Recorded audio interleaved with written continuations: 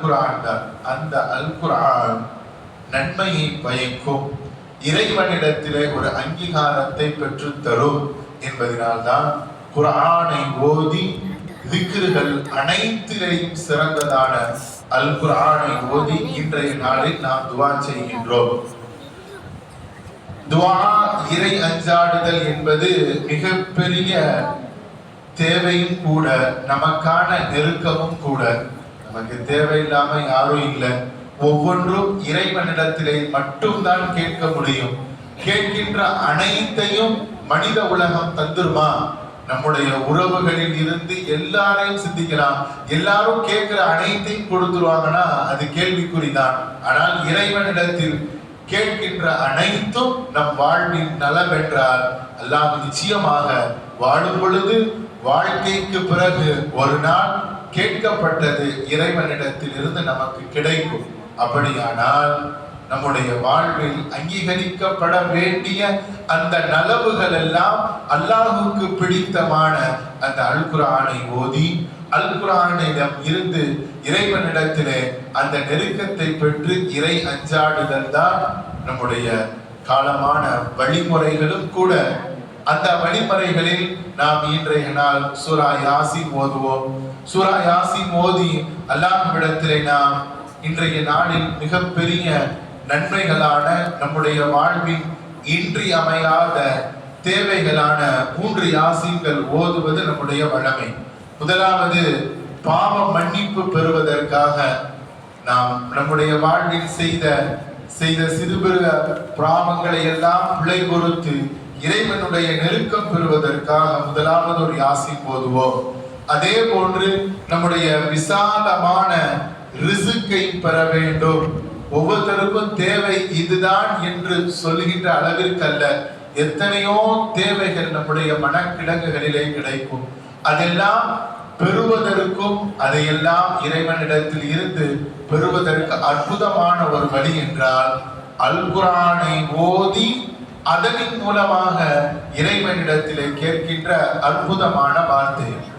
லா இலாஹ இல்லல்லாஹ் என்ற கலிமா உயர்ந்த ஒரு வார்த்தை. மூசா அலைஹிஸ்ஸலாம் அவங்க அல்லாஹ் ஜல்லஷானஹு வ தஆலாவிடம் கேட்ட ஒரு செய்தி கூட நம்ம கேள்விப்பட்டிருப்போம். ஸ்பெஷலா எனக்கு ஏதாவது ஒரு திக்ர் தரணும், அந்த திக்ரை நான் என்னுடைய வாழ்க்கையில நான் ஓதுவேன், அந்த திக்ரை நான் செய்யும் பொழுது உன்னுடைய நெருக்கத்தை நான் பெற வேண்டும் என்று மூசா அலைஹிஸ்ஸலாம் அவர்கள் அல்லாஹ்விடத்திலே கேட்கும் பொழுது அல்லாஹ் தஆலா இந்த ஏகத்துவ கலிமாவை தான் கற்றுக் கொடுத்தார் என்று நம்ம ஹதீஸ்ல பார்க்கிறோம். லா இலாஹ இல்லல்லாஹ்.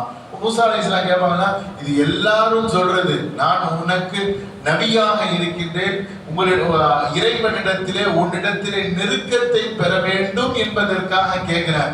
அப்படி இருக்கும்போது இந்த ஒரு சாதாரண கலிமா மட்டும் தானா என்ற பொழுது, இந்த கலிமா ஒரு தராசிலையும் மறு தராசிலே இந்த உலகமும் உலகம் சார்ந்த அனைத்தையும் வைத்தாலும் இந்த கலிமாவினுடைய தராசு தான் எடையில் கனமானதாக இருக்கும் என்று அந்த கலிமாவினுடைய வார்த்தையை எவ்வளவு கனமாக நாம் உணர்கின்றோமோ அதே போன்றுதான் அல்லாஹ்வினுடைய கலாமுல்லாஹ், இந்த இறைவேதமும் உயர்ந்தது, சத்தியமானது, அல்லாஹ்விடத்திலே நெருக்கத்தை பெற்று தரக்கூடியது.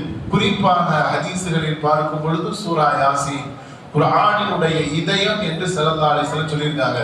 எப்படி ஒவ்வொரு பொருளுக்கும் ஒரு இதயம் உண்டோ அதே போன்று குர்ஆனினுடைய இதயம் சூரா யாசீன் என்று ஸல்லல்லாஹு அலைஹி வஸல்லம் சொல்லியிருக்காங்க. அதனால்தான் ஒவ்வொரு நேரங்களிலேயும் ஒவ்வொரு இடங்களிலேயும் நமக்கு அங்கீகாரமும் நெருக்கமும் இறைவனிடத்திலே இருந்து பெறுகின்ற மன்னிப்பிற்கும் பல கட்டங்களில் சூரா யாசீன் ஓதி நாம் துஆ செய்கின்ற பழக்கம் இன்றளவிலேயும் நம்மிடத்திலே இருக்கின்றது.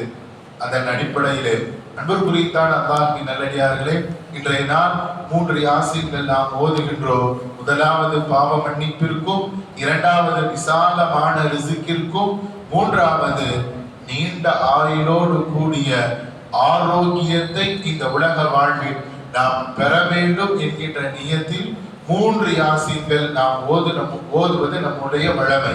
நாம் அல் குர்ஆன் அது போன்ற யாசீன் கிதாபுகள் கையில் இருந்தால் எடுத்து வைத்துக் கொள்வோம்.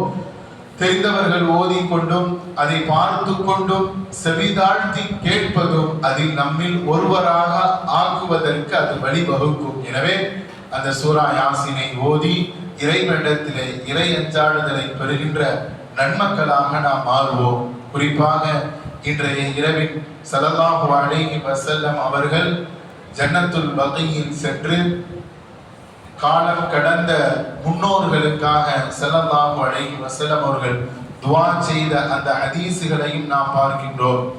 ஜன்னத்துல் பகீக்கு சென்று ஸல்லல்லாஹு அலைஹி வஸல்லம் இன்றைய நாளில் அல்லாஹ் நரக விடுதலை அளிக்கின்றார்.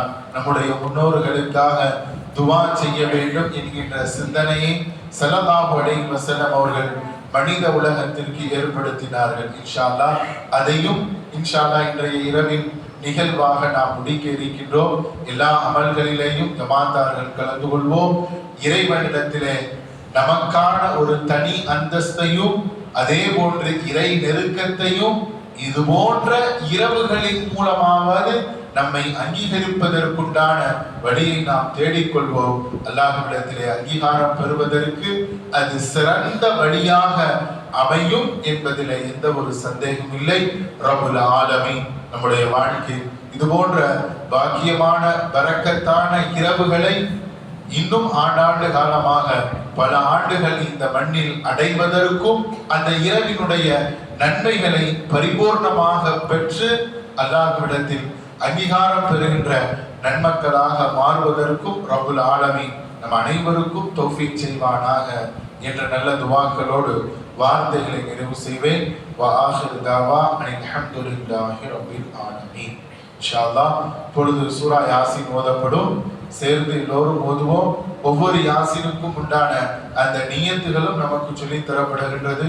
ஓதுங்கள், செவிதாழ்த்தி கேட்பதும் அந்த நமக்கான அங்கீகாரமும் பங்கும் உண்டு. அல்லாஹ் நம் அனைவரையும் மகிழ்ச்சியோடு புரிவானாக. அஸ்ஸலாமு அலைக்கும்.